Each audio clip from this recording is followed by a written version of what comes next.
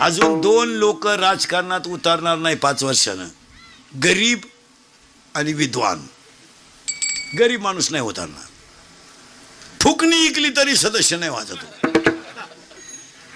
आता हे आरडत होतो आम्ही 2-4 महिने, ते जनतेतून थेट 2-4 महिने आरडल्या तर झाला फायदा. ते बरं झालं, ते लय अवघड झालं.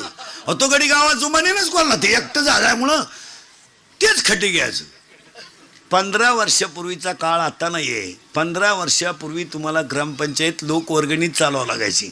आज तुम्हाला मुबलक पैसा आहे. आता तसं राहिलं नाही. 14 वित्त आयोगामध्ये ग्रामपंचायतीला पैशाला तोटा, त्याच्यामधला 25% रक्कम तुम्हाला शैक्षणिक खर्चासाठी आहे गावातल्या. ही पाहायचंच नाही. फक्त 15 ऑगस्टला 26 जानेवारीला तेवढं झेंड्या पाहिजे, आज गोळ्या बिळ्याने यायच्या नाही. आणि 4थीच्या पोराला इंग्रजांची भाषणं सांगायची.